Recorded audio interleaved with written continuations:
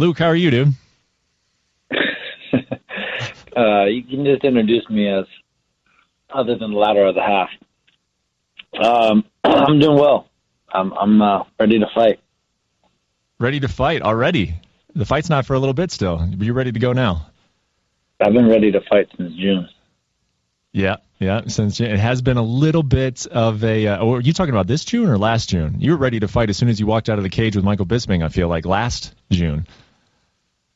Yeah, I was definitely ready then. But I've been trying to fight since June. I've just been getting delayed and not getting any fights. No one wants to step up and fight, and I can't take any more delays. And this is time.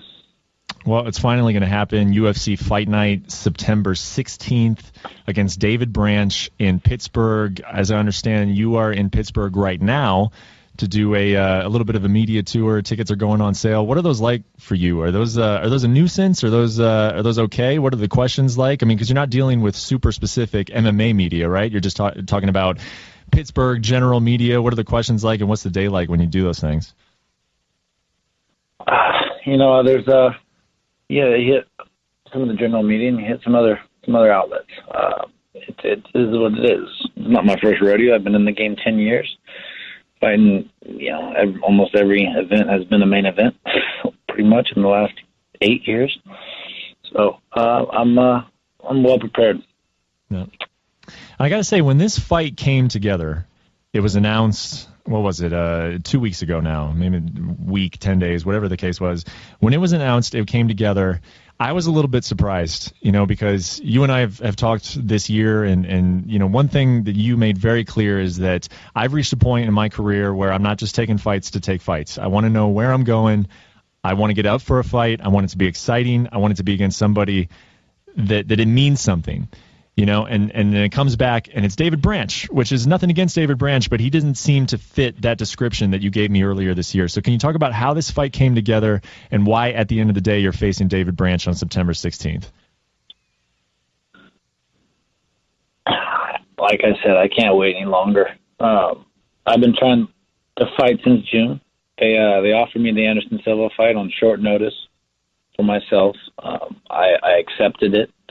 It seemed as though we were going to make the fight happen. I was going to go to Brazil and fight the man on his home turf. On short notice, he wouldn't accept the fight. They offered him more money. He still wouldn't accept the fight. They tried to push that fight back and make it happen in July. He didn't still want to do it. Then they tried to get Gegard Mousasi on the July 8th card. They couldn't sign him in time. They said, just wait. Try to get that fight in July 29th. They still couldn't sign him, and I waited, and he left. He went to Bellator. So that option was off the list. Then we ran into seeing what was left in the division. Fights that would be fun for me. I tried to get Verdum to fight. He wouldn't take the fight. Yeah. I've been trying to get fights. And at a certain point, I couldn't take it anymore, and then obviously August was off the menu. There's no fights in August, and now we have September. I'm not going to waste my whole career. I tried waiting for the right fight. September is the most logical main event spot. I'm a 5-round fighter. That's what I fight, and that's the true tales of a fighter. I tried to get the fight. They wanted Yoel Romero. I said, yeah, let's do Yoel Romero. Let's do it September 16th. His camp tried to delay, say they needed 3 more weeks for a 3-round fight specifically. And, like I said, after all these delays, I'm just fed up with it. I'm ready to fight. He wouldn't fight me in a 5-round fight. And so the only guy left, Derek Brunson wouldn't fight. The only guy left is the Branch. It is what it is. I can't wait forever. Talking in April when I was talking to you, I wanted to get that fight. Yeah. Come May, June, July, and we're still sitting here without a fight. Bisping's still running from the top guys up top. I'm ready to track that fool down. I'm ready to get back to where I belong, and so be it. This is it. whatever. Doesn't matter who the opponent is anymore. I'm just going to go out there. I'm going to go perform. And it's interesting to hear you say that, Luke, because I mean you've had back and forth with Yoel on Twitter, and a lot of this is public. And I'm wondering, like, how close, you kind of alluded to it there, but how close was that fight to actually happening? Like, did you sign a bout agreement and he didn't? Like, was this fight really close at one point? No, I wouldn't say it was too close. We're stuck on two different playing fields. He wants to fight in a 3-round fight. I wanted to fight in a 5-round fight. That's what it is. Everyone knows Yoel has problems. Going the 5 rounds, and I don't. And I'm not going to force a fight with a guy. And I'm not going to try to leave it up to the judges. I'm going to be technical. I'm going to be solid, and I'm going to fight a real man's fight. There's a reason why championship fights are 5 rounds. They separate the men from the boys, and that's what I believe in fighting. So anybody I want to fight at the top is going to be 5 rounds. Where do you think, Luke, if you go out and absolutely demolish David Branch on September 16th, where does that place you? And this division is still, it's still kind of floating around. I mean, it got a little bit better because now we have an interim champion, but and that brought some clarity to it. But let's say you go out, best case scenario, and you wreck the guy in the first round, then where does that leave you, do you think? It just solidifies who I am and what I've done. I think I've already proven myself, and I'm a better option than anybody at this point. I was in the beginning. I've beaten Bisping, I've beaten Jacare, I've beaten Weidman. I beat the guy that Tim Kennedy who beat Bisping. I've beaten everybody, and I don't know what else I need to do. I'm going to go out there. I'm going to let my performance speak for itself. I'm going to beat this guy like nobody else has. Do you see yourself after you get a win on September 16th?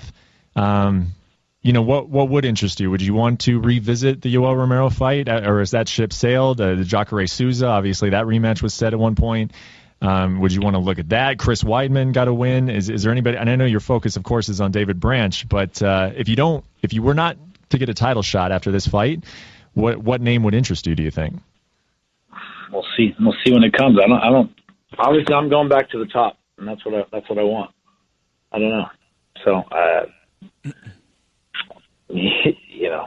we'll see. We'll see where the chips fall. At the moment, who knows what's going to be what.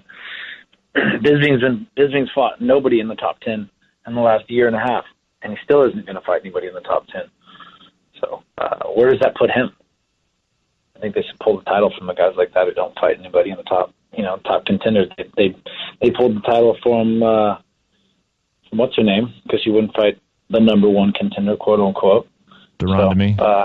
So why isn't he different with this situation? This guy is running scared from the whole division, calling himself the champion when he hasn't fought anybody since he got the title and got lucky. I want to ask about the animosity between you and Michael Bisping. I mean, we've seen the way that both of you conduct yourselves after both of your respective stoppages. You've been very respectful in the cage. Michael Bisping has been a little bit less than respectful after his stoppage victory. Is there still some real animosity there, or has it all been to try and sell tickets for the fight? There's some bad blood, and if he ever sacks up and fight anybody in the division, I'm sure I'll find him. I'll fix the situation. There's when I beat him, there's a sign of a guy that knows what he's going to do. When he beats me, there's a sign of a lucky little. And obviously, all this begs the question of we're back to sort of where we started here with Michael Bisping taking on George St. Pierre. It looks like that fight is going to happen later this year. I mean, I got to be, your opinion on that fight is well known. I think you've talked about it a lot. But now that it's come back and it's looking like it's going to happen again, give us your thoughts on that fight happening later this year. And do you think there would ever even be a situation in which Michael Bisping would agree to fight you? Because it just doesn't seem like he has too many fights left beyond facing George. Yeah, I don't know. I'm not one to comment on it. We'll see if George even makes it to the fight. The guy's been out for so long. Who knows where his head or his body's at, and if he will actually make it to that date. I'm going to go out there. I'm going to do what I have to do, and we'll see where everything's at that moment in time. Luke, I'd love to get your comments on just the fact that this fight is even being spoken about and could very well happen. The fact that George St. Pierre has been out of mixed martial arts for several years. He was one, if not the greatest, one of the greatest welterweights of all time. But the conversation is he's going to come back at middleweight and immediately face the champion in this super fight era of the UFC. How does that land on you as somebody who's been taking on all comers or trying to take on all comers in the middleweight division? I think it's a joke, plain and simple. I think the UFC is hurting the sport when they make fights like that. And Luke, last time you spoke about the matchmaking of the UFC, Dana White came back and said you should stick to male modeling. How is your relationship with Dana White these days? No, me and Dana are fine. We've gotten past our differences, and we are completely fine on that note. Well, that's good to hear. How about let's talk about UFC 214 last weekend. I saw you there. I didn't get a chance to speak to you. Obviously, you were there to support your guy, DC. Your thoughts on? Obviously, it was a disappointing result for Cormier. What did you think of the fight and just the week itself? I got in late. It seemed like he was in a good headspace. Obviously, he performed well, too. I mean, he went out there and he fought a great fight. For the first 2 rounds, I had him up 2-0. I think most people did have him up 2-0. He dominated that second round. But, John's tricky. He's got he's a creative fighter, and he's not going to quit. He's going to go 5 rounds unless you put him away.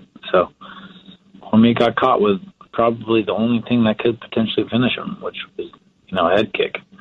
So it's just he baited him and feinted him into it, and so be it, man. It's John Jones is a great fighter. DC is too, and he got caught. There was this clip out that was of, I think it was about 3 years ago, where they were sitting on the stage and they were talking about DC's tendencies, and DC actually mentioned, "You're not going to kick me with your left leg."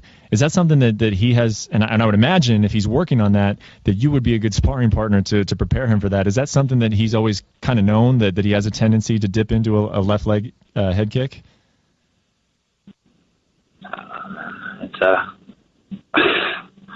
It happens. It was a sneaky head kick. I worked with him on kicks the last week before the fight, and it happened. It definitely doesn't have a tendency. I've launched many head kicks at DC. I've done fairly well to block them. You know what? I'm going to stop being an analyst and a reporter and a journalist here. I'm just going to be a fan. I'm just going to be a true fan right now. Luke, will you move up and fight John Jones at light heavyweight? I think that would be so spectacular. Wow. Now you got the storyline of DC, coming up short against him. You challenged John earlier this year to a grappling match. That didn't end up happening. Could we ever see Luke Rockhold versus John Jones? Because I, as a fan, would kind of geek out for that. I'm not going to lie. As of right now, I have unfinished business in this weight class. I'm going to go pursue what I've lost, first of all. If that option isn't there and they continue to do what they're doing with the division, I won't stick around. I will move up, and I will be hunting down the next title. Well, who knows what they're doing with that division? John Jones is talking about fighting Brock Lesnar. Is Brock Lesnar a worthy title challenger?